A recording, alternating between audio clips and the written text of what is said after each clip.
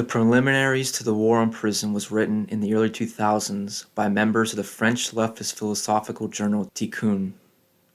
The following text was taken from the English translation on the bloom0101.org website. Preliminaries to the War on Prison. When we indefinitely repeat the same refrain of the anti-oppressive tune, everything stays as it is, and anyone can sing along without getting noticed. Michel Foucault. 1. The war on prison does not return the way that it left, and we do not take it up in complete innocence, as if we didn't know why, in the 70s, it failed. 2. The functions of prison in the overall economy of servitude is to materialize the false distinction between guilty and innocent, between law-abiding citizens and criminals. This service cannot be social without being psychological as well. The imprisonment and torture of prisoners produces the feeling of a citizen's innocence. In addition, as long as the criminal aspect of all existence in the empire is not admitted, the need to punish and to see punished will persist, and no argument against prison will be valid. 3. The distinction between guilty and innocent is false. Abolishing it only reinforces the lie. In our struggle against prisons, every time we cast prisoners as the good guys, as the victims, we renew the logic sanctioned by prisons. 4.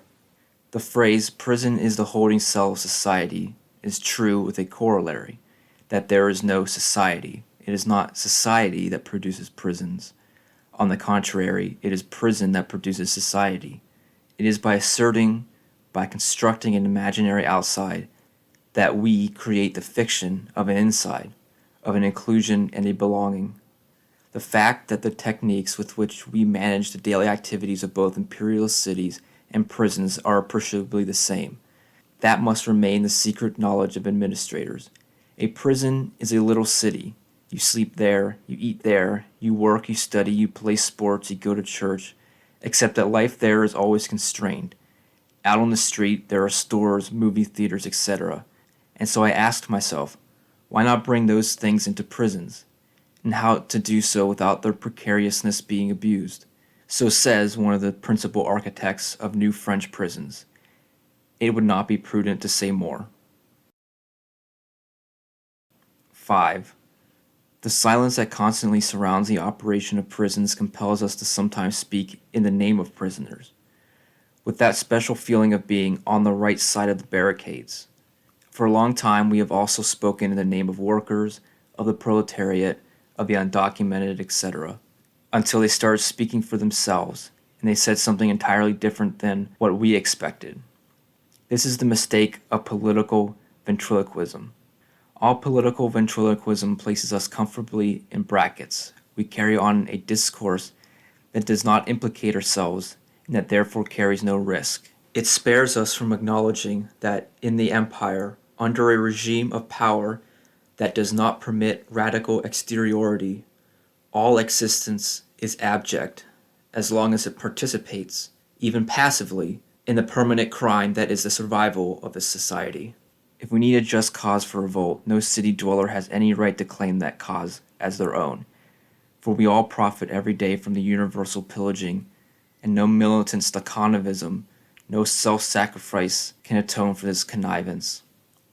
Our condition is not that of the working class during the first industrial revolution, which could still pit the morals of producers against the morals of consumers, against bourgeoisie morals. Our condition is that of the plebes. We live in the central regions of the empire, amidst an indigestible abundance of commodities.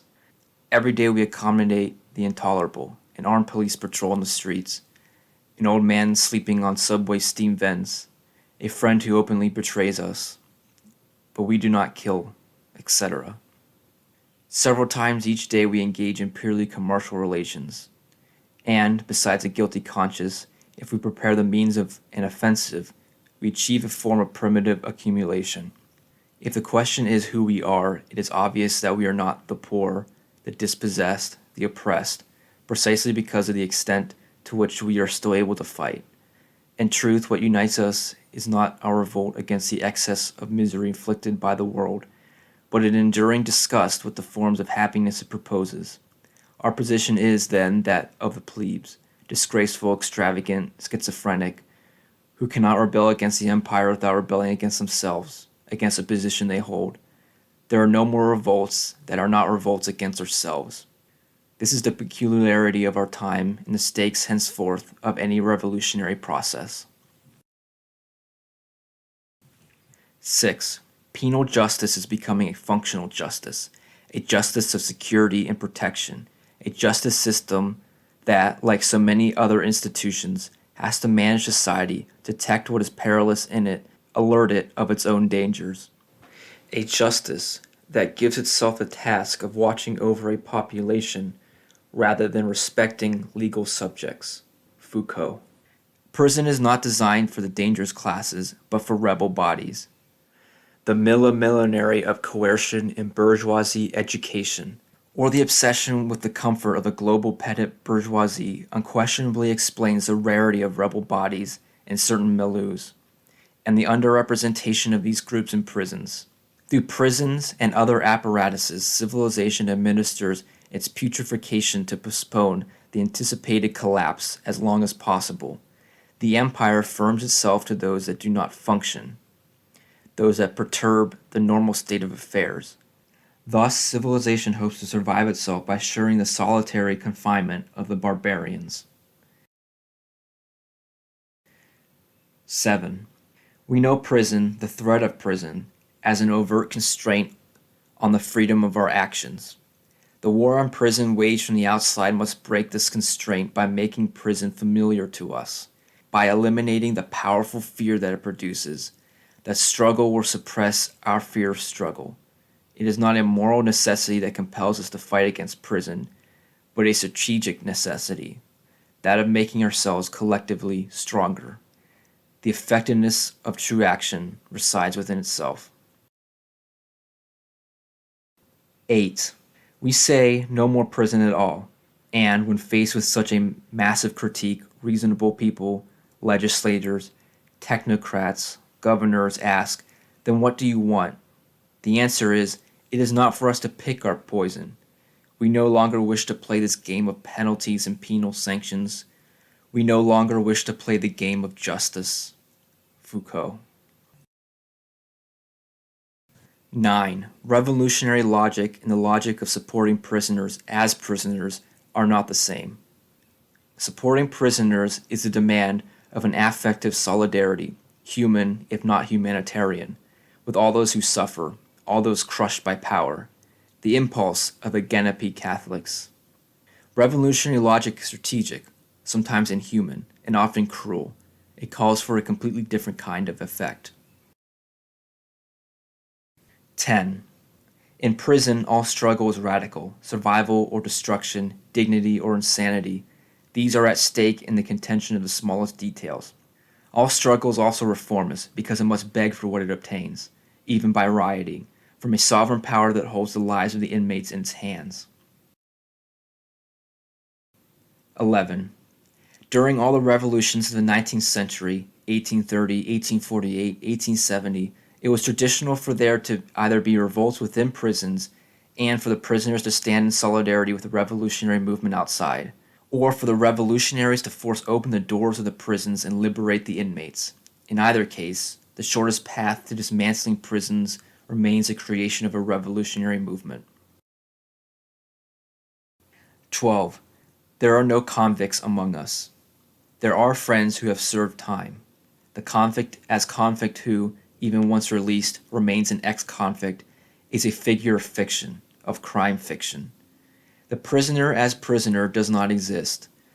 What exists are forms of life that the penitentiary machine wants to reduce to bare life, to docile, preserved meat.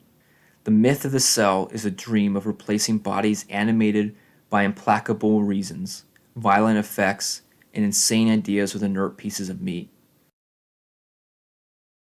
13. Under the empire, that is to say within the global civil war, friendship is political. Any alliance forms a front in the general confrontation. and all confrontations impose alliances.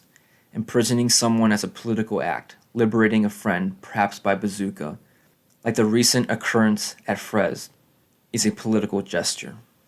The members of Action Directe are not political prisoners because they were incarcerated for fighting, but because they are still fighting. 14. We have friends among the prisoners, but that's not all. The struggle against prisons is not a struggle for prisoners. We want to abolish prisons because they limit the possibility of forming alliances. They temper our disputes. We want to abolish prisons so that real wars may be freely waged, rather than the present pacification that internalizes the false schism between guilty and innocent. It is again a matter of dividing the division. 15. A society that needs prisons, no less than a society that relies on the police, is without fail a society where all liberty has been extinguished. On the other hand, a society without prison is not automatically a free society.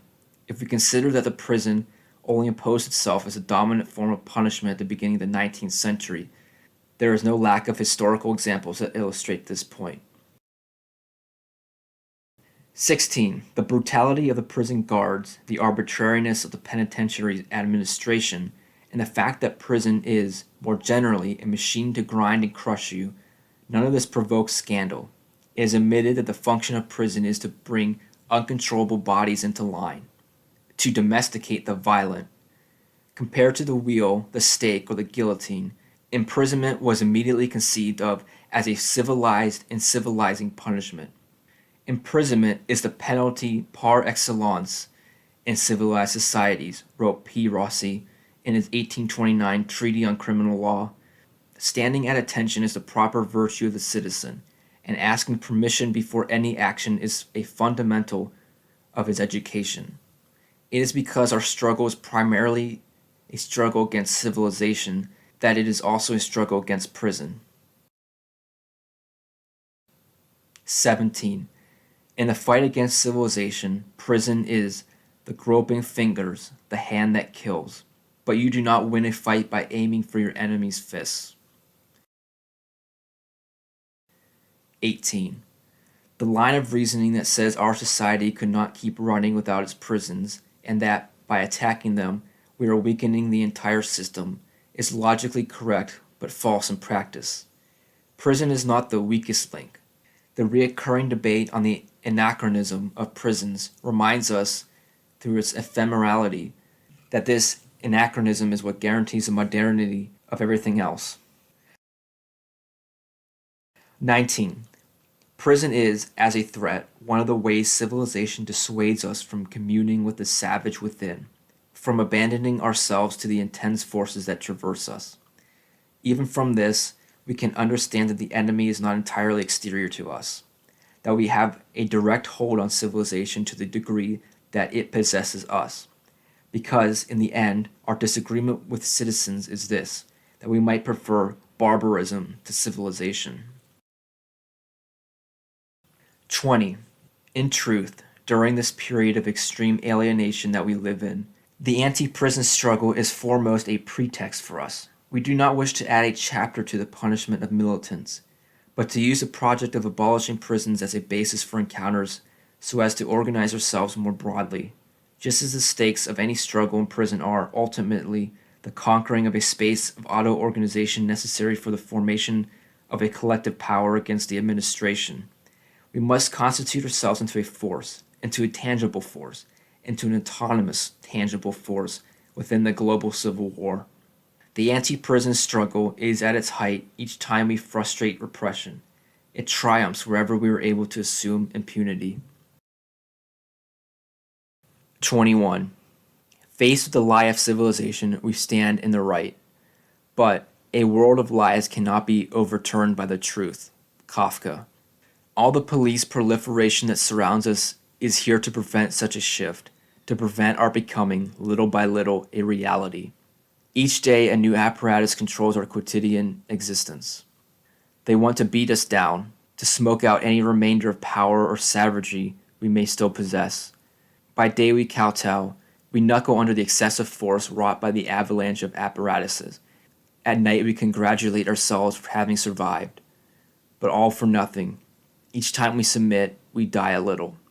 Prison is the mega apparatus in which you cannot prevent yourself from dying a little bit every minute, from dying by surviving. If, together, we occupy a prison, it cannot be to once more discuss prison, imprisonment, isolation, but the balance of power overturned to deploy freely the play of our forms of life, and to show that we can make an entirely different use of our bodies and of the space.